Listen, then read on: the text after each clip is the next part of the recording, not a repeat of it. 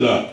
Mais ce que Jésus voulait lui dire, ce n'est pas facile de comprendre ce que je suis en train de dire, ou ce que je suis en train de parler. Il parlait du royaume de Dieu.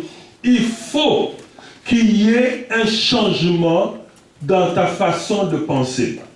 Vous savez, même jusqu'aujourd'hui à l'église, beaucoup ne savent pas encore qu'ils sont convertis. Parce que si tu sais que tu es converti, ta démarche ou les choses que tu vas faire vont changer. Alléluia. Ne regardons pas nos incapacités.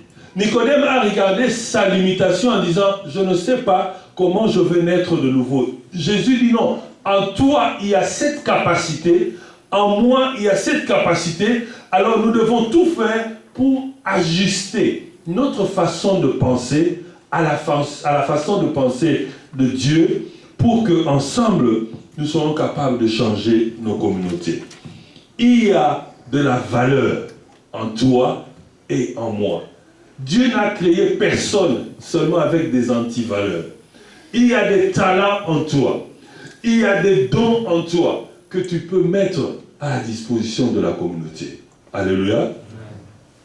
Je regardais l'histoire du roi David. Je me suis rendu compte que dans chaque enfant, il y a un roi. Mais le plus dangereux, c'est que si quand tu deviens roi et que en toi il y a un enfant, ça c'est dangereux. Parce que David a été oint comme roi lorsqu'il était encore enfant. Quand le prophète est venu, Dieu voyait dans David un roi, alors que le prophète et la famille voyaient dans David un enfant. Alléluia.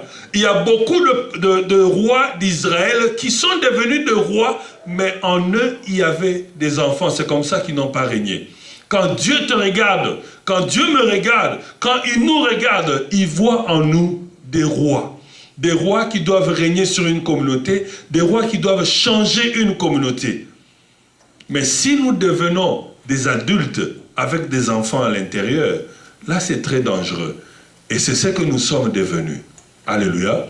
Nos communautés ne marchent pas parce que les membres de la communauté sont des adultes, mais en eux, il y a trop d'enfance. Alléluia. Nous devons devenir comme le roi David, être des enfants, mais en nous qui est des rois. Nous devons changer la façon d'aligner nos valeurs. Nous devons changer nos priorités. Je peux influencer la communauté si moi-même je remets mes valeurs, je remets en valeur mes pensées, ma façon de voir les choses, ma façon de penser et ma façon d'acter. Amen. Troisièmement, je peux changer la communauté en embrassant mes valeurs. Je peux changer la communauté en embrassant mes valeurs. Continue encore dans Jean 3. La salle est déjà fermée, il ne faut pas faire beaucoup de bruit dans la communauté. Non, c'est le pasteur qui avait fermé cela.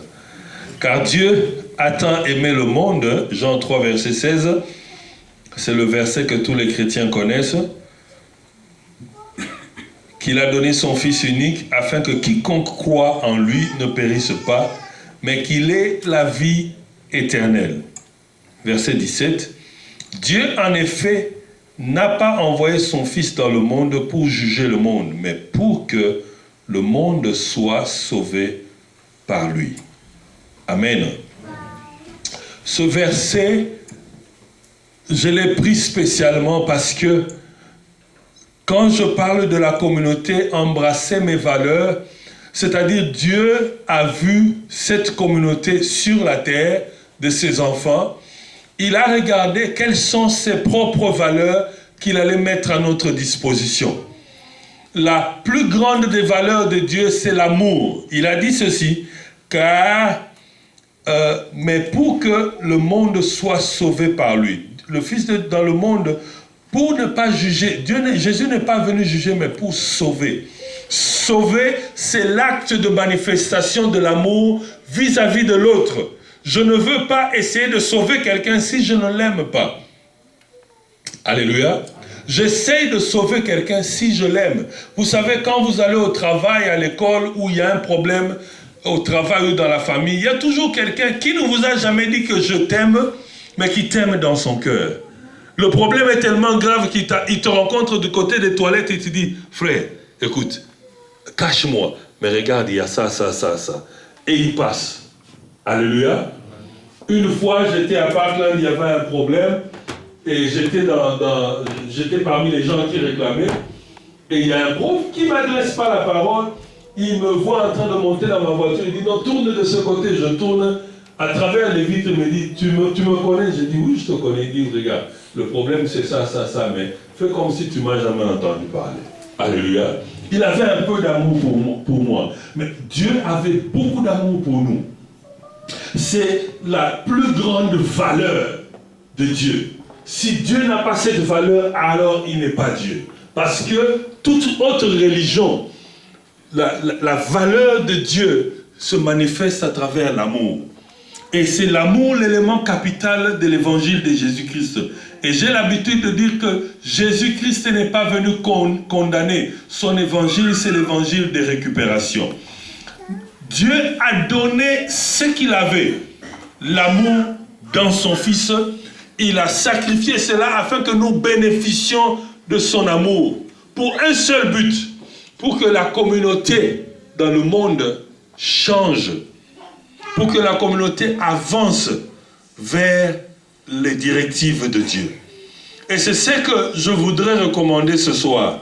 C'est que pour changer la communauté, il faut prendre les valeurs qui sont en toi, reconnaître tes valeurs et mettre ça à la disposition de la communauté. Alléluia.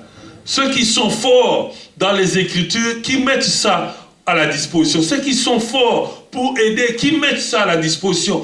Partout, dans n'importe quel domaine où tu es fort, fais bénéficier l'autre de cela. Alléluia. Si les autres ne bénéficient pas de toi, en quoi tu peux changer la communauté? Tu resteras toujours au premier point, en train de te plaindre, de te plaindre, de te plaindre.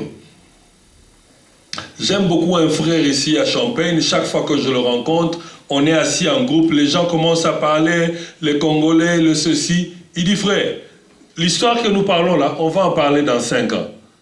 On sera toujours en train de parler et ça fait